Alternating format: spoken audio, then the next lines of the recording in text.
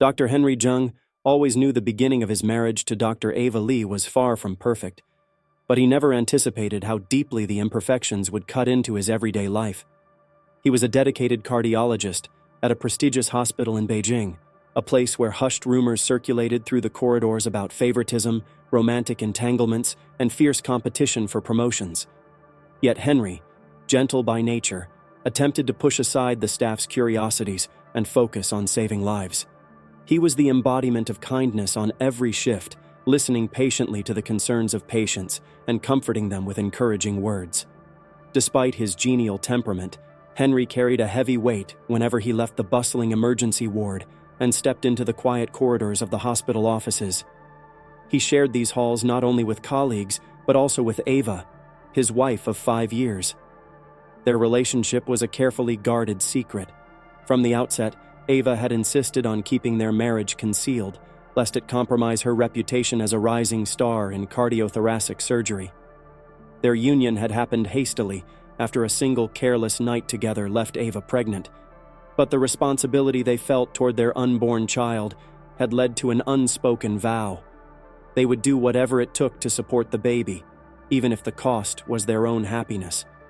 For Henry, the cost proved enormous. Though he felt an indescribable joy when their son, Oliver, was born, Ava's response was strangely detached.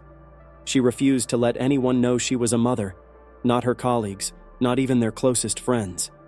She even forbade Oliver from calling her mom or showing the slightest public affection. At first, Henry told himself she was just being cautious. Maybe she feared that revealing a marriage to a colleague would undermine her credibility, or that caring for a child would slow down her meteoric rise in the hospital. But as the months wore on and Oliver began toddling around the apartment, Henry realized that Ava's distance was not just about ambition. She simply didn't want to bond with their son. A typical evening at home was a bleak affair. Henry would collect Oliver from daycare, fielding the little boy's excited chatter about teachers and toys, only to return to an apartment half draped in darkness. Ava often stayed late at the hospital, immersed in complex surgeries or meticulous research. On the rare occasions when she came home early, she would head straight to her bedroom, ignoring Oliver's eager attempts at showing her a new coloring book or telling her about the day. Henry, clutching a tray of reheated leftovers, would watch as his wife threw him a passing, half-interested glance before shutting the door behind her. In those moments, Henry's heart broke. He knew Oliver felt the void too. At bedtime, whenever the child softly asked, "Dad, why can't I say Mommy to her?" Henry could hardly muster a response. All he could offer was a gentle hug and quiet reassurance that he loved Oliver more than words could say. Meanwhile, the hospital corridors buzzed with the knowledge of Ava's brilliance. She was lauded as a genius in cardiothoracic procedures and championed by department heads who forecasted a prominent future for her. Henry, by contrast, remained in his wife's shadow, living with the knowledge that if their union were exposed, it might tarnish Ava's image. Still, Henry's sorrow and frustration simmered. As the child of divorced parents, he had vowed never to raise his own son in a loveless environment. But every day, he found it harder to stand by, accepting Ava's detachment. The final straw came unexpectedly with the arrival of Dr. Calvin Ito, Ava's former university classmate, who had completed advanced medical training abroad and rejoined the Beijing hospital as a cardiologist. Rumor had it that Calvin's presence triggered the slightest shifts in Ava's frosty demeanor, a fleeting smile here, an offer to assist him in a procedure there. Before long, Henry began seeing them together, conferring in hushed voices at the nurse's station, exchanging half-smiles that Ava never afforded him. It stung, and it stung badly. Henry wondered if the distant, cold figure he lived with was capable of a different sort of warmth that she had simply chosen not to show him. Though Calvin had no apparent ill intentions, he was polite to everyone, including Henry. His mere presence acted as a mirror, reflecting the utter lack of affection in Henry's marriage. Instead of resentment, Henry felt an overwhelming sense of grief. Night after night, he would lie awake, hearing Oliver's soft breathing through the paper-thin walls, picturing the look of confusion that would cross his son's face each time Ava refused a hug or turned her attention elsewhere. What Henry didn't expect was that the tension at home would ignite in him a new kind of determination. He realized that if he stayed in this situation, Oliver would suffer more. Surely a new environment would help him gain the skills he needed to better provide for Oliver. And maybe, just maybe, Oliver could experience a healthier version of family life somewhere else, free from the shadows that hovered over them here. It was a thought Henry clung to in the days and weeks ahead, as rumors circled about Ava and Calvin's rekindled friendship. Department briefings, lunch breaks in the hospital cafeteria, staff dinners, every setting became a painful stage for Henry to watch from the sidelines. Ava's unspoken refusal to even speak to him outside of hushed corners left him feeling worthless. And each time Oliver inadvertently reached for her, calling her name, Henry's resolve only grew stronger. Finally, on a rainy Beijing afternoon, Henry received a letter of acceptance from Harvard. He stared at it for a long time, the raindrops pattering against the glass of his office window. He knew that acceptance into the program was prestigious. It was also a lifeline. All his pent-up misery, all his longing for a loving home for his son, converged on a single realization. Perhaps the time had come to break free. Yet something akin to guilt gnawed at him. What if Oliver grew up blaming him for splitting their family? Was it truly in Oliver's best interest to live across the ocean, away from the mother who had given birth to him, no matter how aloof she was? These uncertainties weighed on Henry's heart, but an even graver fear loomed, that if he didn't act soon, Oliver's innocent trust in the world might be poisoned by the silent hostility that permeated their home. In the days leading up to his departure, Henry began to see Ava's newfound warmth toward Calvin and realized that this was not the life he wanted. He longed for a partner who could love Oliver as fiercely as he did, and in a corner of his mind, he started to imagine that somewhere else in the world, someone existed who could fill the maternal vacancy in his son's life. With every passing shift, with every lonely dinner alone with Oliver, Henry's determination crystallized. He would leave, and he would forge a life free from this facade of a marriage. As he neatly folded the acceptance letter and slid it into his desk drawer, Henry felt a strange surge of resolve. He had no idea what awaited him in the United States. All he knew was that for Oliver's sake, and perhaps for his own salvation, it was time to take the first trembling step toward a future where family didn't have to feel so hollow. Henry's resolve to leave became action more quickly than he could have predicted. Over the span of just a few weeks, he made all the necessary arrangements. He finalized his passport and visa, broke the news of his resignation to the hospital director, and found a small apartment in Boston near Harvard Medical School. Each day felt like a whirlwind, an accelerating timeline that forced him to pack his entire life into suitcases. With a mixture of relief and sorrow, he watched his last day at the Beijing hospital arrive, a place where he had honed his medical skills and, ironically, nurtured a marriage no one ever suspected. Moving to the United States brought an entirely different rhythm to Henry's life. Boston's crisp air and historic streets greeted him with a quiet sense of promise. Oliver seemed immediately captivated by the novelty of a new country. He looked out the airplane window in awe, pointed excitedly at the taxicabs, and marveled at the English signs on storefronts. Yet, Henry knew that under this wide-eyed wonder, his son still carried the burden of an absent mother. Oliver was too young to articulate his sadness, but occasionally he would ask, "Dad, do you think Mom will ever come visit?" Henry could only answer, "Perhaps," because the truth was he didn't know. On the academic front, Henry plunged headlong into a rigorous schedule. Harvard Medical School was demanding.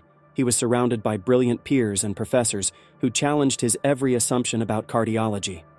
He lived in a modest 2-bedroom apartment with Oliver. Each morning, he dropped his son off at a bilingual kindergarten, picked up a coffee at a small cafe near campus, then immersed himself in lectures, lab sessions, and clinical rotations. At night, he often stayed up reviewing notes long after Oliver had gone to bed. Henry was determined not to let his demanding routine overshadow Oliver's emotional needs, so he made a conscious effort to pick up his son from kindergarten himself, no matter how busy.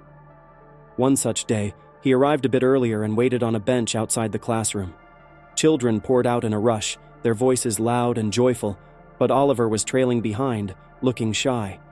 That was when Henry first spotted Lauren Chen, and the moment felt like it had been quietly orchestrated by fate.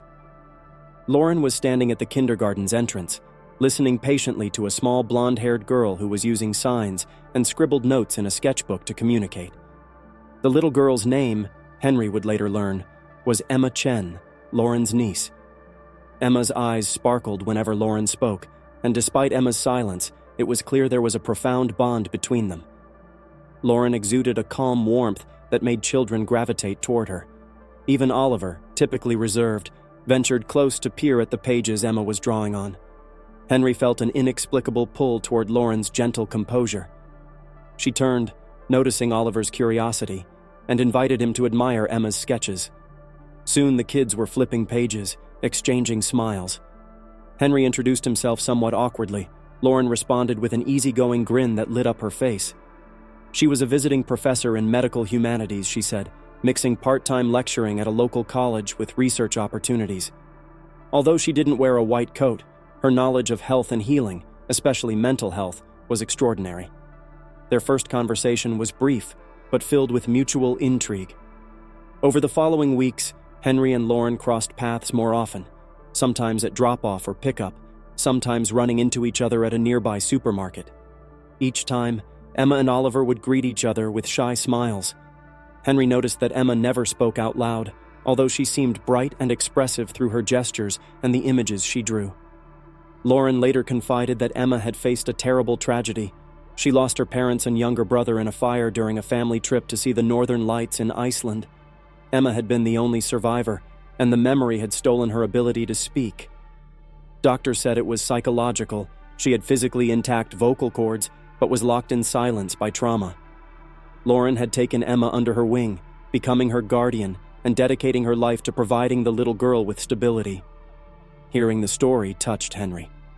He felt a surge of empathy for Emma and admiration for Lauren. Yet he also sensed a connection. Oliver, too, had known pain, albeit a different kind, of feeling shut out and unloved by a parent. Through their shared awareness of children's vulnerabilities, Henry and Lauren discovered a common language. Over time, Lauren's compassion extended not just to Emma, but also to Oliver. She noticed the boy's hidden loneliness whenever Henry arrived exhausted from his medical rotations, and she quietly pitched in. When Henry had late-night studying, Lauren would sometimes walk Emma over, offering to keep the kids company for a bit. The children would draw side by side or watch cartoons in gentle excitement. More than once, Henry found himself marveling at Lauren's ability to kneel beside Oliver and Emma, truly listening to them in a way he had rarely witnessed in another adult, least of all in Ava. Inevitably, talk of Ava came up. Henry never intended to share personal details, but the question spilled out one evening after the kids were asleep. Lauren and Henry were sitting at his small kitchen table, sipping tea. Henry confessed the story of how a single night of recklessness had led to an unwanted pregnancy, a rushed marriage, and 5 years of near silence. He spoke haltingly of Ava's brilliance, of her refusal to let Oliver even call her mom, and of how desperately he wanted his son to experience a nurturing family. The words tumbled out more candidly than he'd ever spoken them before. Perhaps it was Lauren's quiet, steady gaze that compelled him to trust her. Lauren's face was etched with empathy. Though she asked gentle questions, she never judged. Over the coming weeks, her presence seemed to fill a void in both Henry's and Oliver's lives. She checked in on them, offering homemade soup for Henry when he was too busy to cook. She helped Oliver practice English phrases he struggled with, patiently repeating each word until he sounded it out correctly. What began as chance meetings soon evolved into dinners shared around the same table, with Emma and Oliver discovering new ways to communicate, primarily through pictures. Still, Henry was cautious. His wounds from Ava's indifference and the secrecy of their marriage had not fully healed. A part of him wondered if it was wrong to let Oliver form an attachment to Lauren so soon.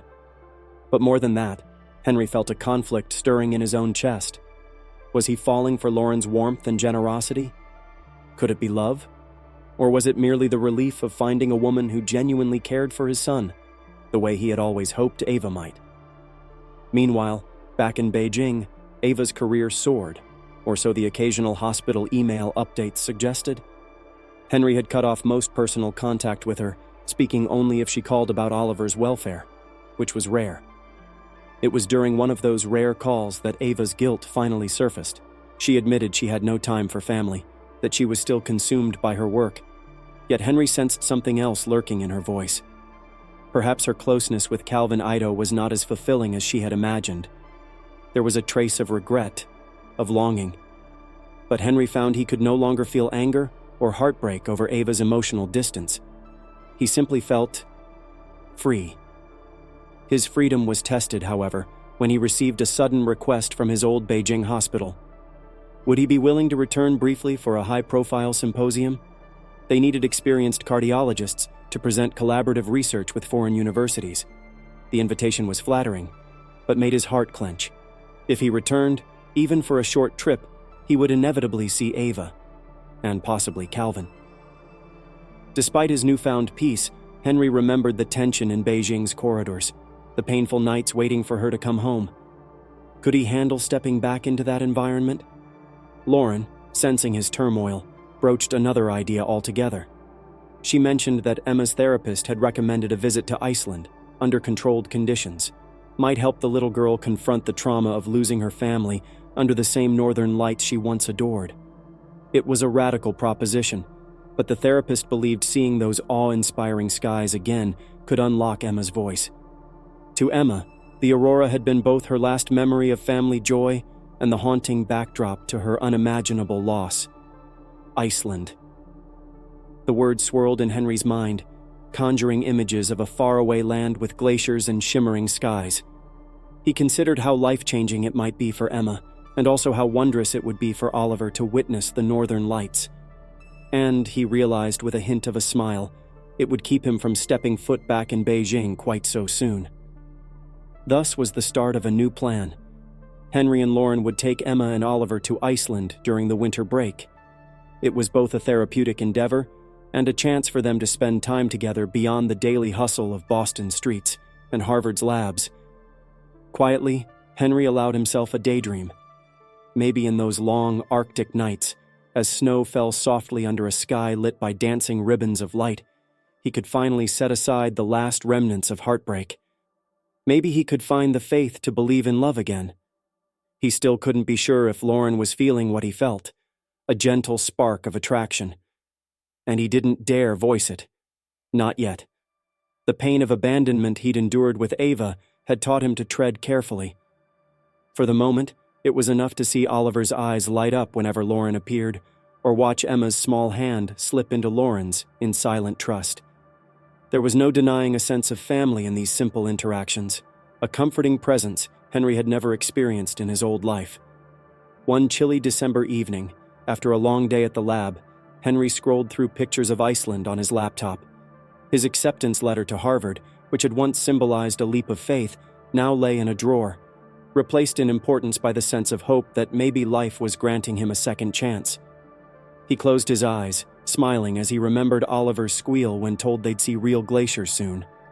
The child had insisted on pulling out a small suitcase that very night, stuffing it with mittens and socks. For the first time in years, Henry felt excitement pumping through his veins. There were no secrets to keep now, no cold stares from a spouse who refused to acknowledge their union. Here, far from the heartbreak of Beijing, Henry and Oliver were forging a new path. What neither of them knew, however, was that their upcoming trip to Iceland would not only challenge Emma's silence, but also force Henry to confront unexpected shadows from his past, shadows that threatened to turn his newfound serenity upside down. By the time Henry, Lauren, Oliver, and Emma finally arrived in Iceland, the days had shortened considerably, so dawn came late and dusk fell early. Their rented cabin sat on a silent stretch of snowy plains, where the surrounding mountains stood like silent guardians. During the day, they wandered through ice caves and walked along black sand beaches wrapped in thick scarves.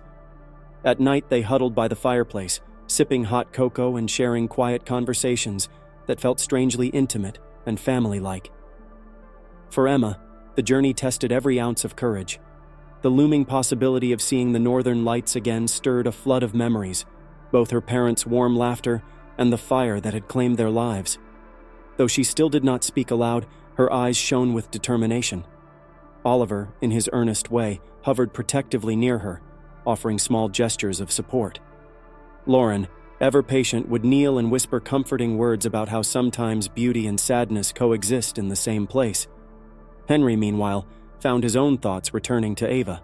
He hadn't heard from her in weeks, until one frosty evening when his phone buzzed. The hospital in Beijing had tried to reach him. Ava Lee was en route to Iceland, claiming it was an urgent personal matter. The news dropped like a stone into Henry's chest. Why would Ava come here of all places? Was she suddenly worried about Oliver, or was there something else? The tension in him rose when Ava indeed arrived 2 nights later. She found them at the cabin's doorstep, her hair damp from the sleet outside, her eyes dark with fatigue. Oliver leapt behind Henry, fearful she would whisk him away. Emma pressed herself against Lauren, picking up on the strained energy. Even Lauren's usual warmth faltered, unsettled by the abrupt intrusion of Henry's past into this fragile peace they had built. Ava's reason for being there emerged slowly. She was in pain, disillusioned with her seemingly perfect career, weighed down by unresolved guilt, and haunted by her own choices. Once she learned Henry and Oliver were here, she realized that if she didn't act now, her son might slip forever from her grasp. Standing in the narrow entrance of the cabin, she choked on the confession that she had made a grave mistake not allowing Oliver to call her mom. Yet she also admitted she wasn't sure how to fix it. Her eyes flickered uncertainly toward Lauren, who hovered protectively at Henry's side. Much as the moment brimmed with conflict, Henry hesitated. Part of him felt sympathy for Ava's desperation.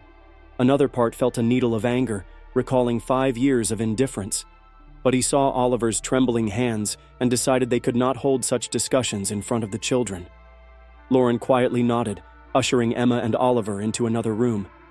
Ava stepped inside, dripping water onto the wood floor, and faced Henry alone. She spilled everything: how her friendship with Dr. Calvin Ito had fizzled, how her loftiest career dreams tasted hollow when she returned each night to an empty home, how she dreaded the loneliness growing inside her. Ava asked, with a trembling voice, if Henry could forgive her enough to let her be a real presence in Oliver's life. She even offered to reconcile. But Henry's heart recoiled at the idea. He had no wish to rekindle a marriage that had never truly been alive. What he could offer, however, was a chance for Oliver to see that his mother was, at least, willing to try. A chance for them to find some form of closure. Yet the next day, Henry did something bold. He invited Ava to join them on a midnight drive to a viewpoint where, according to local guides, the aurora might appear. He saw it as a symbolic step forward, an opportunity for Ava to experience the devotion he had for Oliver, for all of them to face some old ghosts. Lauren, uneasy but understanding Henry's compassion, agreed to come. Emma, wary yet determined, took Oliver's hand as they climbed into the Jeep. Ava rode silently in the back seat, her face pale. The skies above were vast and empty as they drove across icy roads. Once they reached a clearing, the group piled out, breath steaming in the frosty air. The children stuck close to each other, while Lauren gave Henry's hand a reassuring squeeze. Ava hung back, arms folded, nerves visibly on edge. They waited in silence for the aurora, if it would show at all. An hour passed without any sign, and the cold began to gnaw at everyone. The local guide recommended they keep moving to stay warm, or return if no lights appeared. But Emma tugged anxiously on Lauren's sleeve, pointing at the horizon. There. A greenish haze flickered. Hope sparked in Emma's wide eyes. They scrambled over a slight ridge, away from the Jeep, to find a clearer view. That was when tragedy struck. A sudden shudder in the ice near the edge of the ridge gave way. In an instant, the cracked snow lurched beneath them. Emma and Oliver, too close to the edge, slipped and tumbled onto a precarious slope. Lauren let out a shriek, diving for them. Henry lunged forward, nearly grabbing Oliver's coat, but losing his footing. The world seemed to tilt. He could hear Ava cry out something unintelligible as the children slid several feet down. Sick with terror, Henry scrambled down the slope, calling Oliver's name over and over. The ground threatened to break again under his weight, every step precarious. Lauren clutched Emma's arm, trying to pull the girl to safety, but Emma was frozen in shock, eyes wide and unseeing. Ava, breathless, inched down behind Henry, pushing aside her own fear, determined to help. For one heart-stopping moment, Henry thought Oliver was lost, until he spotted him clinging to a jagged rock. The child's frightened screams pierced the frozen night. Henry reached him, fighting the slippery terrain to lift him into his arms. He shouted at Lauren to do the same for Emma. Above them, the swirling ribbons of the aurora began to brighten in a kaleidoscope of shifting greens and blues, an unearthly beauty mocking the frantic rescue unfolding below. A sudden crack thundered through the air. Part of the ice shelf gave way, spurring an avalanche of snow that tumbled down the slope. Lauren and Emma managed to scramble aside, but Henry, cradling Oliver, could not move fast enough. Ice and snow slammed into his shoulder. He lost his footing, falling backward. Oliver shrieked, arms around his father's neck. Ava, from higher up, lunged forward, her gloved hand catching Henry's coat just before he slid out of reach. Their eyes locked in shared terror. For a fleeting second, time froze. It was Ava who pulled Henry back with fierce strength, allowing him to keep hold of Oliver. Then Lauren yanked Emma to stable ground and sprinted back to help them. No one knew how they found the endurance to climb up that lethal slope, battered by wind and pelted by shards of ice. But together, they managed it. When at last they reached a safer patch of ground, they collapsed in a trembling heap. Oliver burst into tears against Henry's chest. Emma was pale as a ghost. She seemed about to faint. Ava shook uncontrollably, and Lauren couldn't catch her breath. The northern lights danced overhead, unbelievably luminous, while these survivors of a near catastrophe huddled as one. For a terrible moment, it felt as though heartbreak would swallow them all. Emma coughed, struggling against a wave of panic. Oliver clung to Henry's coat, sobbing uncontrollably. Ava stared at Henry through tear-filled eyes, repeating, "I'm sorry. I'm so sorry." Henry felt his limbs go numb. He had nearly lost Oliver. The ice, the slope, the avalanche. It all blended into the single realization that life was more fragile than he'd ever believed. But then, to everyone's astonishment, a clear, soft voice rose above the ragged breathing and low whimpering. It was Emma. Her lips were parted, and she was speaking. Are you okay?" she asked, haltingly, her words broken by sobs but audible nonetheless. Astonishment rippled through the group. Lauren was the first to react. She cupped Emma's face, tears streaming down her own cheeks, whispering, "Emma, you spoke." The child's eyes brimmed with tears. She pointed to the aurora overhead, trembling yet unwavering. "Mom, Dad, gone. But it's so beautiful," she breathed. The emotional dam broke. Lauren crushed Emma in an embrace, crying into her hair. Oliver, wide-eyed, pressed closer. The tragedy had shattered the ice, both literally and within Emma's heart, unlocking her voice at last. In that unexpected, perilous moment, the line between terror and healing blurred. The group staggered back to the jeep, helping one another. Henry's mind raced. This harrowing brush with death had left them all teetering on the edge of despair, yet in that same space, something miraculous had happened. Emma had found the strength to speak, as though the aurora, the symbol of her past trauma, had become the catalyst for her awakening. Nothing, Henry realized, would ever be the same. That night, safe in the cabin and wrapped in blankets, they formed a circle around the fireplace. Lauren tended to Emma, who seemed physically unharmed but emotionally drained. Oliver rested under Henry's protective arm, whispering that he had never been so scared. Ava, quieter than Henry had ever seen her, prepared cups of hot water and gently offered one to her son. She reached out a tentative hand, and Oliver stared at it for a long beat before taking it. It was the first time in his life he truly accepted her touch as motherly. The swirl of gratitude and guilt in Ava's eyes told Henry that this small gesture meant more to her than words could express. In the fragile hours that followed, the tension seemed to melt away, replaced by the raw vulnerability of people who had just survived a brush with mortality. Ava spoke haltingly to Oliver, explaining that she never intended to hurt him, that she had let ambition eclipse everything else. She looked Henry in the eye and said, "I thought success would fill the hole in my chest, but it only deepened it. I'm so sorry." Henry, tears gathering behind his eyes, quietly nodded. Forgiveness felt complicated, but it was there. somewhere in the mixture of relief and exhaustion. Yet as the skies outside began to lighten and the aurora faded, a sense of closure descended. Ava admitted she had no desire to derail Henry's life or disrupt Oliver's newly found happiness. She would return to China, but this time, she vowed to remain present in her son's life from afar, visiting regularly if he would allow it. It was a bittersweet promise. Henry glimpsed what might have been if they'd both chosen differently years ago. Still, the love he yearned for now rested with Lauren, who had proven her devotion in ways Ava never had. Early the next morning, Ava quietly booked her flight home. Despite her regrets, she carried a weight lifted from her shoulders, knowing that while she couldn't rewrite the past, she could shape the future in small ways. Calls, birthday visits, a different kind of mothering done from a distance. More importantly, she accepted that Henry's heart was no longer hers to claim.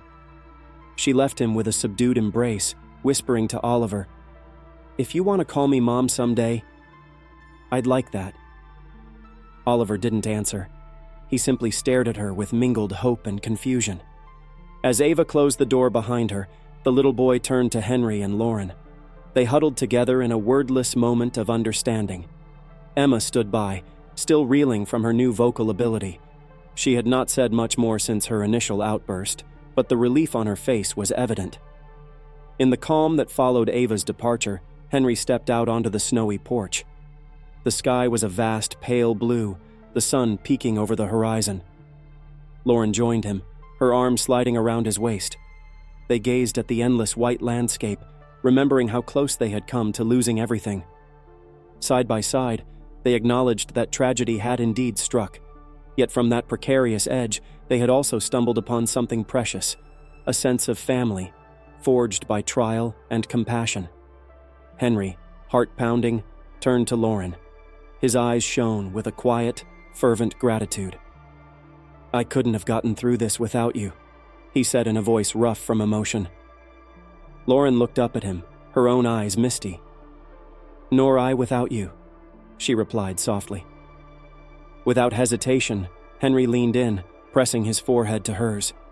The rawness of the previous night's terror seemed to strip away any fear of vulnerability. In that moment, their lips met, tentatively at first, then with a deep sense of acceptance and love. It was a kiss not merely of passion, but of two people who had shared danger, heartbreak, and hope under the same Icelandic sky. Suddenly, Oliver and Emma giggled from behind the window, peeking through the glass. They had witnessed the tender moment and found it fascinating. Despite the chill in the air, warmth flowed through the porch like summer. Henry turned, beckoning the children to come outside. As the four of them stood together, the sunlight fell across the snow, painting it in glimmering gold. The day's brilliance felt like the dawn of an entirely new life. And so, the end arrived in two parts: the tragedy that nearly tore them apart on a shattered slope of ice, and the unexpected beauty that followed: Emma's voice, Ava's partial redemption, and the renewed promise of a true family for Oliver. In the quiet hush of that Icelandic morning, Henry understood that life did not have to remain tethered to regret. Sometimes, it took a harrowing brush with loss to finally see what lay on the other side: a future filled with genuine love, open-hearted trust, and the knowledge that even after the darkest, coldest night, the sun would rise again. In that sudden shift from near tragedy to peace, the brilliance of the new day enveloped them all, tragic memories woven into the fabric of a second chance, making the final scene not only beautiful, but achingly precious.